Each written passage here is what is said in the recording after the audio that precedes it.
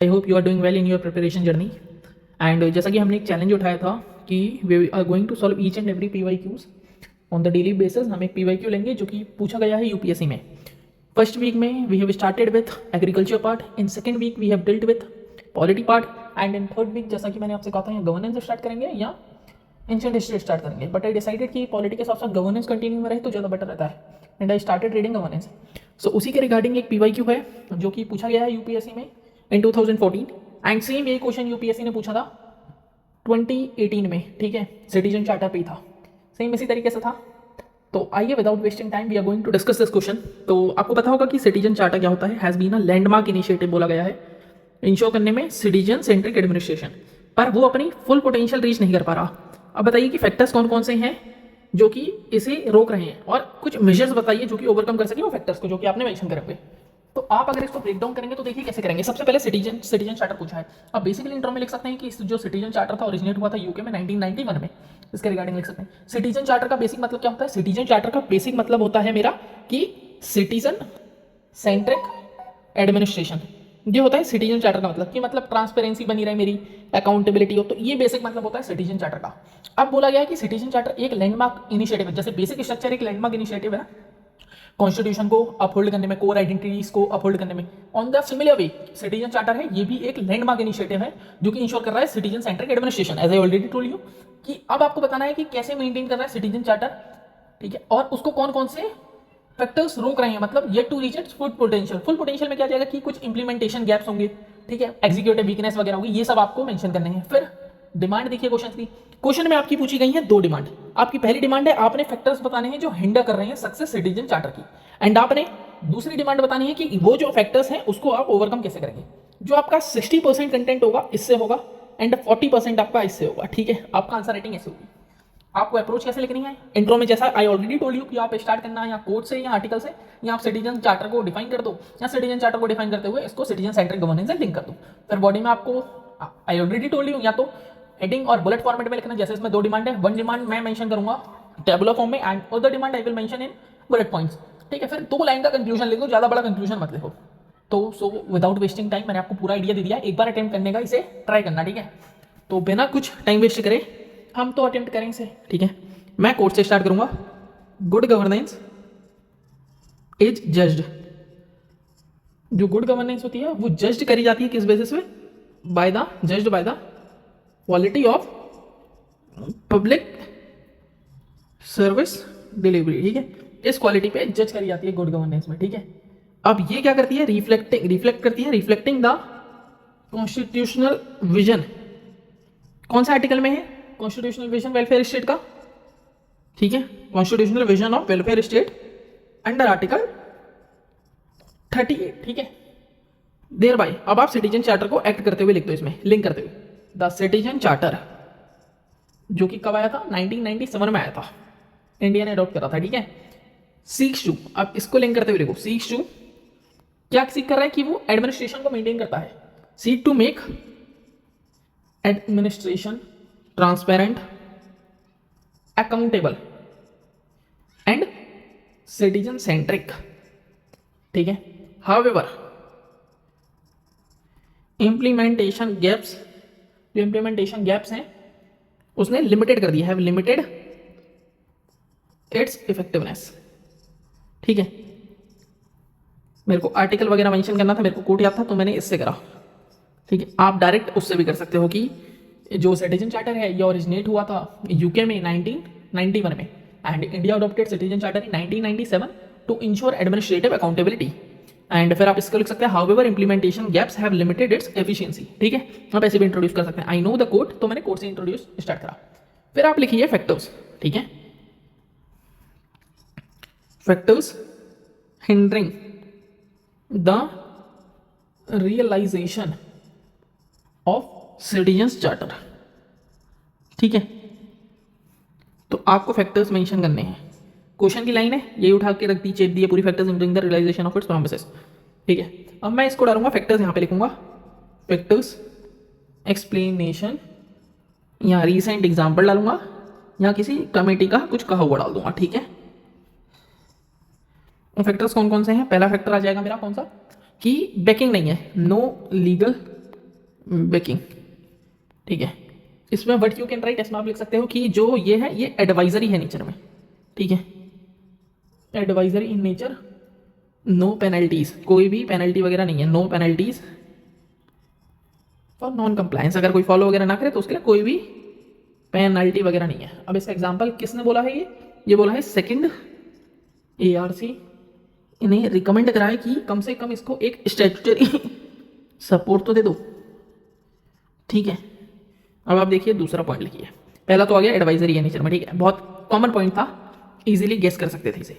आप सेकंड क्या लिखोगे कि जो ऑफिशियल्स होते हैं इसकी अकाउंटेबिलिटी कम है, ठीक है, वीक अकाउंटेबिलिटी, वीक अकाउंटेबिलिटी में आप क्या लिख लोगे कि अकाउंटेबिलिटी कम है, ठीक है, डीलेस वगैरह होते हैं, ऑफिशियल्स जो इसमें अपॉइंटेड हैं really held responsible for service delays. आप इसके एग्जांपल में डाल दोगे कि परसिस्टेंट डिलेज होते रहते हैं, persistent delays in public services, public service delivery, ठीक है। 2 पॉइंट आपने मेंशन करे,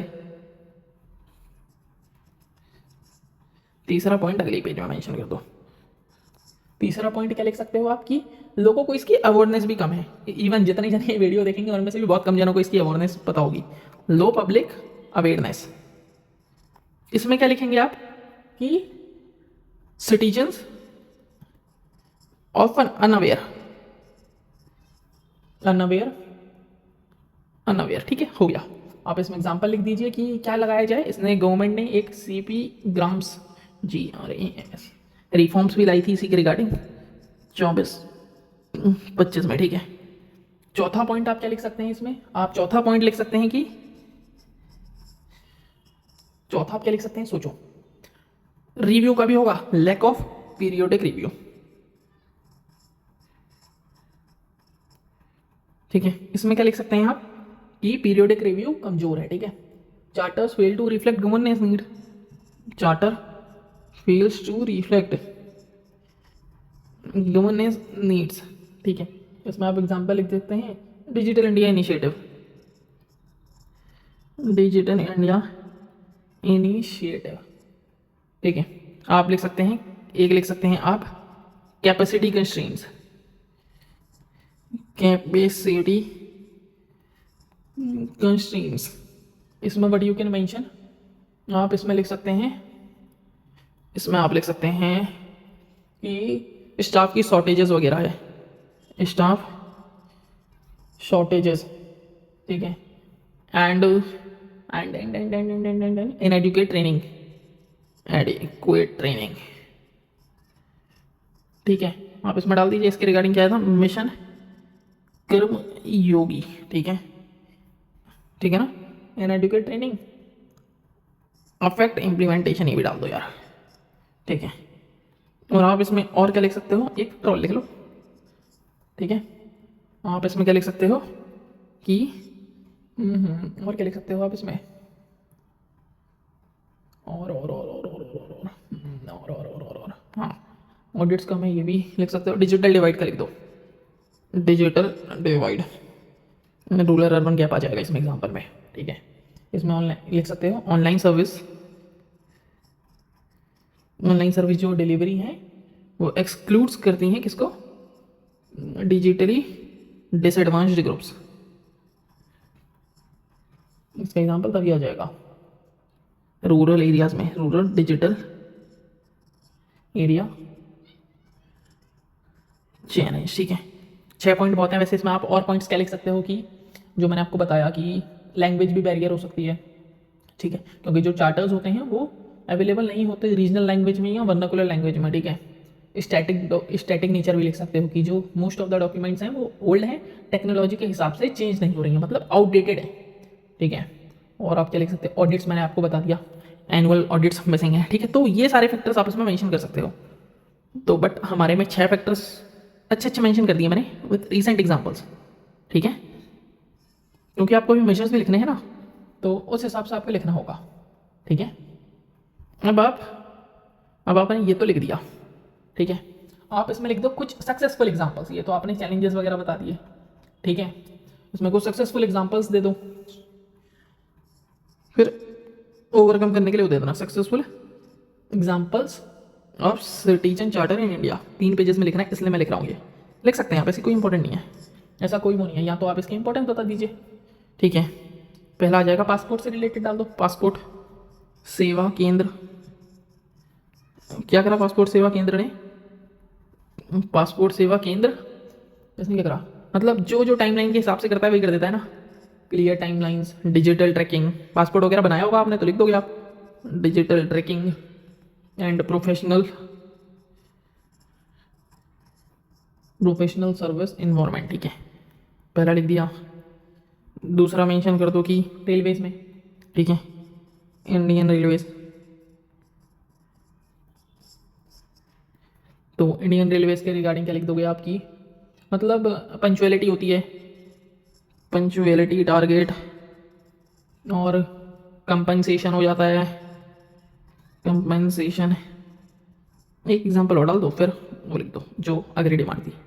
और कहाँ पे सक्सेसफुल हुआ है ये हुआ है tax payers charter, tax payers charter. इसमें आप सीधा सीधा लिख दो क्या कि जो defines right like fair treatment, ठीक है, हो गया। अब आप इसमें लिख दो कि measures to realise its full potential, ठीक है, मेजर्स टू ओवरकम चैलेंजेस, ये ज़्यादा बेटर है, मेजर्स टू ओवरकम चैलेंजेस। बताओ आपको कौन कौन से चैलेंजेस है इसमें, कि जो चैलेंजेस हैं उनको हम ओवरकम कर सकते हैं, ठीक है। इसको स्टैट्यूटरी बेकिंग दे दो, कोई बेकिंग नहीं है, ये सेकेंड ईआरसी ने रिकमेंड भी करा था, वो लिख लो यहाँ पे कि ठीक है, एक स्टैट्यूटरी बेकिंग दे दो, ठीक है। तो legally mandate service delivery, legally mandate कर दो सर्विस डिलीवरी को थ्रू राइट टू सर्विस, ठीक है। सेकंड देखो, सेकंड क्या लिख सकते हो आप, सेकंड यू कैन मेंशन की और क्या लिख सकते हो, और हाँ, डिजिटल टूल्स का था ना, लेवरेज डिजिटल टूल्स। इसमें व्हाट यू कैन मेंशन की, इसमें यू कैन मेंशन कि लेवरेज योर जो डिजिटल टूल्स को फॉर रियल टाइम मॉनिटरिंग, ठीक है। और व्हाट यू कैन मेंशन, और यू कैन मेंशन भाई कि और क्या लिख सकते हो, ठीक है, हाँ, डिफाइन, एक टाइमलाइन डिफाइन कर दो, मेजरेबल सर्विस स्टैंडर्ड्स, ठीक है। इसमें व्हाट यू कैन मेंशन, इसमें यू कैन मेंशन की implement second ARC recommendation for quality management, ठीक है। और क्या चैलेंज था इसका, कि इंडिपेंडेंट थी ना, और क्या था इसका, टेक्नोलॉजिकल हो गया, ठीक है। और क्या हो जाएगा, और लिख सकते हो, हाँ, ऑडिट्स, प्रमोट सोशल ऑडिट्स को प्रमोट करो, and third party evolution like NGO वगैरह एवोल्यूशन। अब ये क्यों करो, to to to to to to नहीं, फॉर लिखो, फॉर ग्रेटर अकाउंटेबिलिटी, एक और में चल लिखो, एक और क्या लिख सकते हो आप, एक आप लिख सकते हो कैपेसिटी बिल्डिंग, तो मैंने वहीं पे लिख दिया था कि लैक ऑफ स्टाफ है, कैपेसिटी बिल्डिंग मैंने वहाँ पर मैसेज डाल दिया था, कर्मी होगी, ठीक है। और आप लिख सकते हो कि हाँ, ये लिख दो वैसे, बिल्ड एडमिनिस्ट्रेटिव कैपेसिटी कैसे बनाई, मतलब वही ट्रेन वगैरह करो, build administrative capacity through training under mission Karma Yogi, ठीक है। Greater accountability, quality management, second ARC को अंडरलाइन कर दो, real time monitoring, legally mandate service, right to service, ठीक है। आपने लिख दिया, अब आप इसका एक कंक्लूजन लिख दो, ठीक है। आप कंक्लूजन में क्या लिखोगे, कंक्लूजन में आप लिखोगे, ठीक है, there by legal backing, accountability and citizen centric, नहीं सिटीजन पार्टिसिपेशन डाल दो, वो ज़्यादा अच्छा रहेगा। Citizen participation can help realise its promise of responsive and citizen centric administration. ठीक है, मतलब फुल पोटेंशियल में आ जाएगा लीगल वर्किंग से, अकाउंटेबिलिटी से और सिटीजन पार्टिसिपेशन से। तो ये था आपका 15 मार्क में पूछा गया क्वेश्चन। ठीक है, तो सबसे पहले आप एक बार क्वेश्चन पढ़िए इसे दोबारा, समझ गए होंगे ना आप कि ओवरऑल बेसिक क्वेश्चन डील किससे कर रहा था। गवर्नेंस का था पहला क्वेश्चन। ठीक है, ठीक है ना, समझ गए?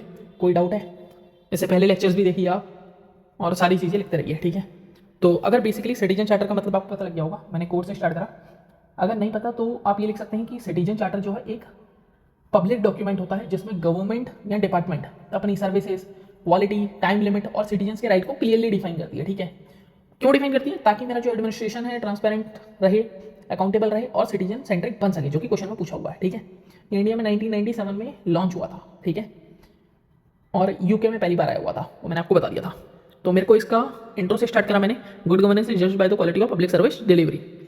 ठीक है, तो सिटीजन चार्टर बेसिकली एक पब्लिक डॉक्यूमेंट होती है, और कुछ मत सोचना, पब्लिक डॉक्यूमेंट होती है जिसमें गवर्नमेंट डिपार्टमेंट या पब्लिक ऑर्गेनाइजेशन अपनी सारी सर्विसेज, उनका क्वालिटी, उनका टाइम लिमिट और सिटीजन के राइट को क्लियरली डिफाइन कर देते हैं। ठीक है, फिर मैंने फैक्टर्स देखे कि कौन कौन सेंटर करा है, कि लीगल बैंकिंग नहीं है, एडवाइजरी है नेचर में। सेकंड, आरसी को रिपोर्ट को फॉलो करो, वीक अकाउंटेबिलिटी है, ऑफिशियल्स रियली हेल्ड। ठीक है, और लो पब्लिक गवर्नेंस है। ठीक है, और लैक ऑफ पीरियोडिक रिव्यू है, कैपेसिटी कंस्ट्रेंट्स है, डिजिटल डिवाइड है। सक्सेसफुल एग्जांपल्स कुछ दे दिए मैंने, जो सक्सेसफुल एग्जांपल्स थे। मेजर्स टू ओवरकम चैलेंजेस भी लिख दिए मैंने, कि स्टेचुटरी बैंकिंग जो मैंने चैलेंजेस में बात करा था कि फैक्टर्स जिसके कारण हिंड्रेंस हो रहा है, उसी का मैंने सोल्यूशन दिया यहाँ पे। ठीक है, ओवरऑल ये है। तो इस हिसाब से हमारा आंसर हुआ कंप्लीट। एंड हाँ, 2018 में क्या क्वेश्चन पूछा गया था ये सुन लो। The citizen charter is an ideal instrument of organisational transparency and accountability, but it has its own limitations. Identify the limitations and suggest measures for greater effectiveness of the citizen charter. तो आप उसमें भी citizen charter को ऐसे ही define कर सकते हो, और फिर आप डालोगे हेडिंग की role in ensuring transparency and accountability कैसे करता है, कि आप एडमिनिस्ट्रेटिव ट्रांसपेरेंसी होती है, अकाउंटेबिलिटी कर सकते हैं, सिटीजन्स को डिमांड देता है। ठीक है, म्यूचुअल एक्सपेक्टेशंस होती हैं, फीडबैक बेस्ड इंप्रूवमेंट, फिर लिमिटेशन डाल दोगे जो कि मैंने यहाँ पे मेंशन करी हुई है। स्ट्रेटेजरी वेकिंग कोई भी नहीं है, रूरल अर्बन डिवाइड है, पब्लिक अवेयरनेस कम है, मतलब भाई 36% लोग जो यूजर्स हैं उन्हीं को पता है इसके बारे में, नीति आयोग की रिपोर्ट थी। और पुअर रिव्यू है मॉनिटरिंग की, मॉनिटरिंग कुछ भी नहीं है। ठीक है, फिर आप मेजर्स बता दो कि कैसे ये इफेक्टिवनेस कर सकता है, इसमें ऑलरेडी हमने डिस्कस कर चुके हैं सारे मेजर्स। ठीक है, टेक्नोलॉजिकल इंटीग्रेशन करा दो, फिर आप कंक्लूजन कर देना। तो बेसिकली मैं कह रहा हूँ कि आप देखिए सेम क्वेश्चन रिपीट हुआ है, कोई भी दिक्कत नहीं थी, सेम टू सेम वही था, बस क्वेश्चन की लैंग्वेज चेंज थी। एक 2018 में आया था, तो एक 2024 में आ गया, मे बी 27 में आ जाए या 28 में आ जाए। तो इस हिसाब से आप PYQs की थीम को डिकोड करिए। ठीक है, समझ गए? मिलते हैं अगले लेक्चर में। Bye bye, have a nice day.